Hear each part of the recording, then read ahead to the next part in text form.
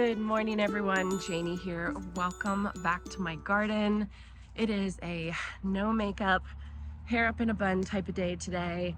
I figured that I would try and conserve as much energy as I possibly can. And why waste energy doing my hair and makeup at times like these? So I apologize. Honestly, I personally enjoy doing my hair and makeup usually, so that's why I usually do it. You know, I don't really feel the need, but just while I'm in recovery mode, it's like the last thing that I want to deal with. So anyway, I came out into the garden early this morning. I think I was out before the sun rose, and oh my goodness, that does more for me than medicine, than rest. I mean, I woke up feeling better today for sure. I've been sick for the past week, I would say. And so I came out and I kind of just like walked around the garden. I kind of like looked at things. I started watering, and it was like, I know that this sounds so corny and I apologize. It was like it fed my soul. It really, really did. I am so thankful that I found something that feeds my soul the way that coming out into the garden does in the morning. It is just so regenerative, and it is so, it's just what I need. And it's really specifically coming out in the morning. You know, I like coming out in the garden other times a day, but the morning is really what gets me right here. So hopefully you all can find that time in your garden, whether it's the morning or whether it's the evening, whatever it is. But oh my goodness, it just reminds me that I need to come out. Even when I'm sick, even if it's just for 5 minutes, I need to come out. So 2 things I want to show you all before I get started for the day. I might have to stop and cough, so if I cut, that is why. I wanted to show you all my Vigo garden beds and how beautiful they are looking. I planted these up with Robbie, and we put some seedlings in. I did put these cloches and some bird netting. The cloches are really just to hold the bird netting up above. Everything is looking so good. The cabbage is looking good. The lettuce is looking good. I've got some red romaine over there that's looking amazing. Spinach is looking good. Over here, I have some broccoli. I did find a cabbage worm over here on this one, so it got kind of chewed up a little bit. So is that another one? No, I don't think so. Like watching them really closely. I am just so happy with how good these seedlings are doing. I am not very well versed in veggies, specifically winter veggies. So this is all kind of new for me, but it's really, really exciting because they're all thriving right now. So I'm really glad that I put this bird netting on. I put this bird netting on because I figured the birds would get to the little seedlings. The birds got to my sunflower seedlings and just decimated them. So I'm glad I did this, and I have to find a longer term solution, I think, because I think this is just something that I'm going to have to deal with living here out in the country. So anyway, I wanted to show you those, but then right above it, I wanted to show you my Chinese pistache. And I want you to think of this as kind of a before shot.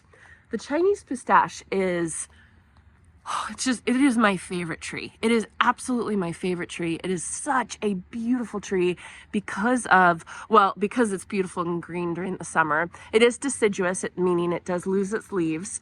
But in the autumn, it turns this beautiful red, orangey red color, and it's just the most gorgeous thing you've ever seen. I will show you pictures that I literally have stopped, pulled over on the side of the road around town and taken pictures of other Chinese pistache trees.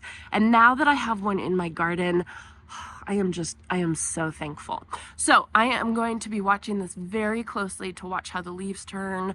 I just wanted to, you know, keep you all updated with it.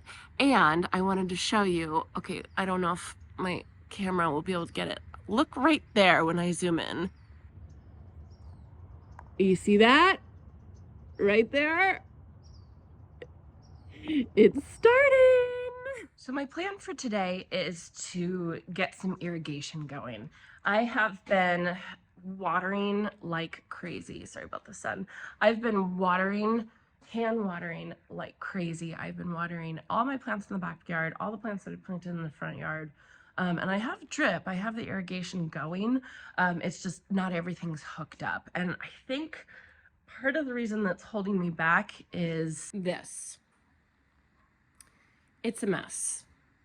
It is a complete mess. I do not know where any of my supplies are.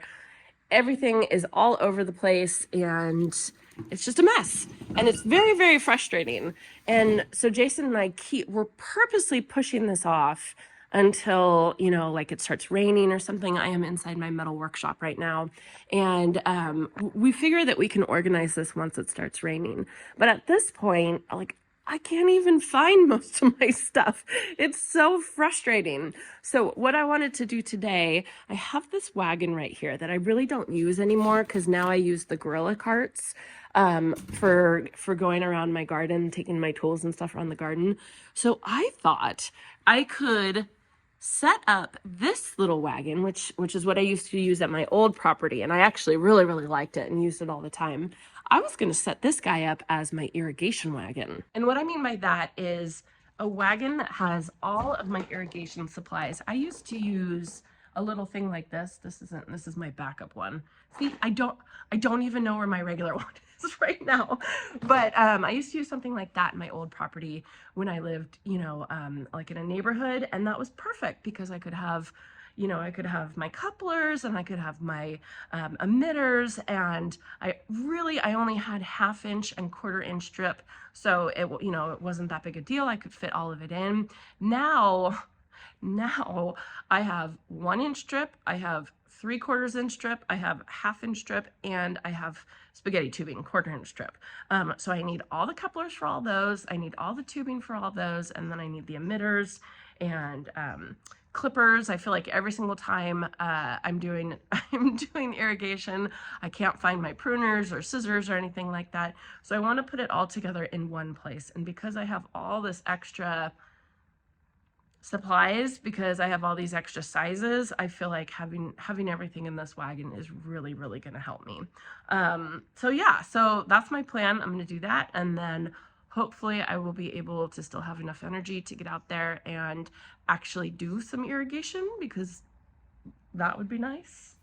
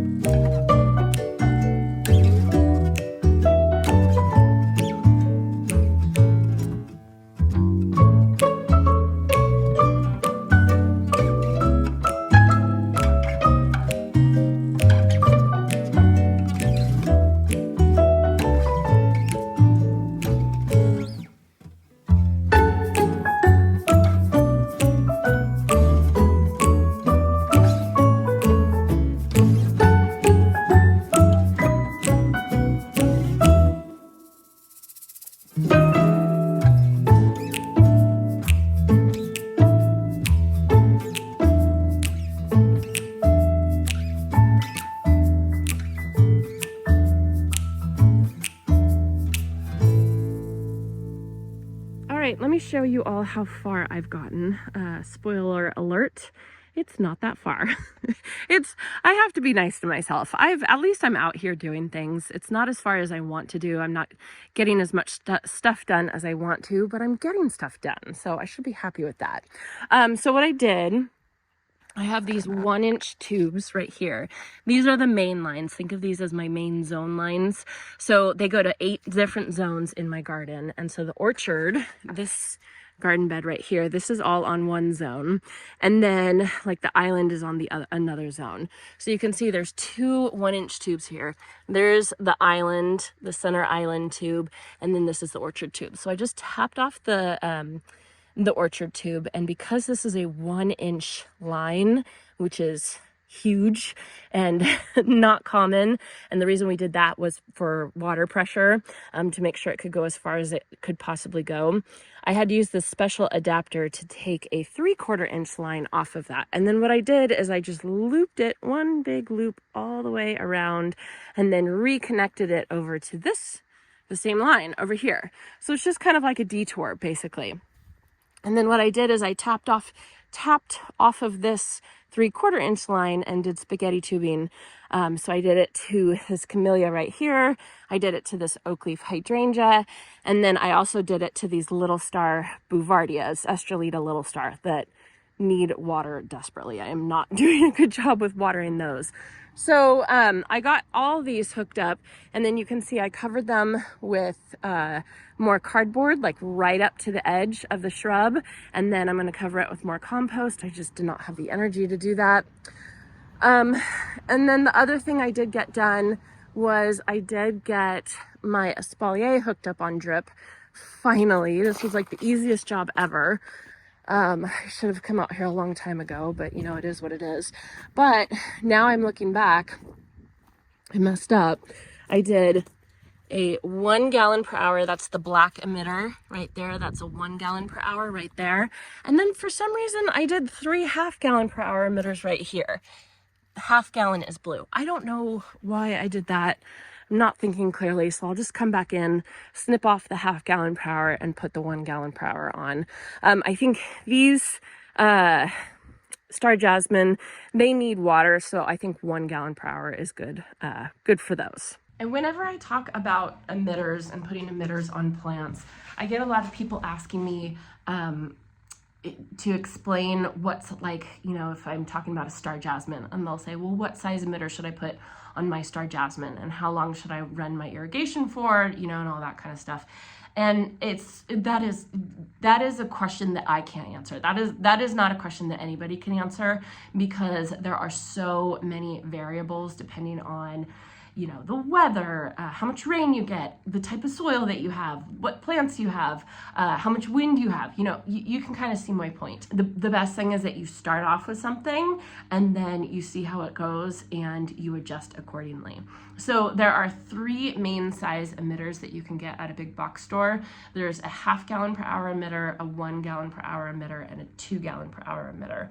And just to start off with, like, this is not a solid hard and fast rule.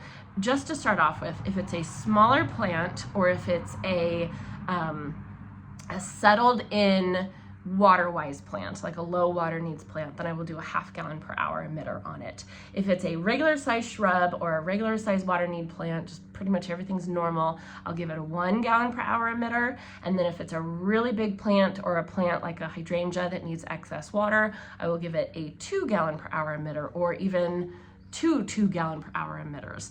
And that is just my starting point. What I'll do is I'll run my irrigation, and, you know, I'll make an educated guess on how long to run the irrigation for. But again, there's no answer, like perfect answer for that, depending on what time of the year it is, and again, how much rain you get. And you just got to look at your plants. Like, you just got to look, and you got to look and you say, like, oh, my plants look really, really dry. Okay, well, maybe you need to either bump up the emitter size, or you need to increase the amount of time that you're running your drip irrigation for, you know. And then same if everything looks really mushy and overwatered and wet.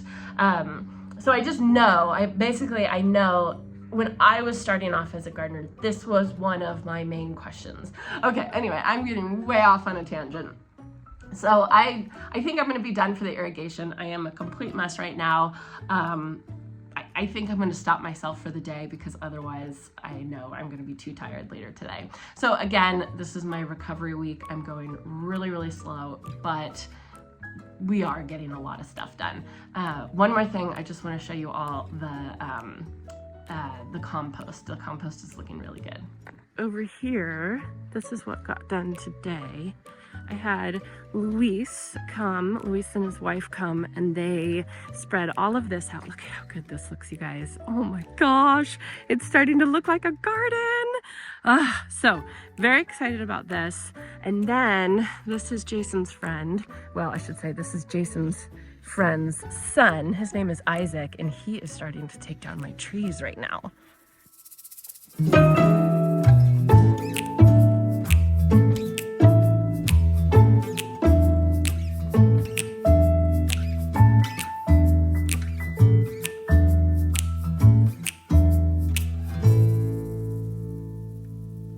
So Isaac is one of Jason's really good friends. It's his son.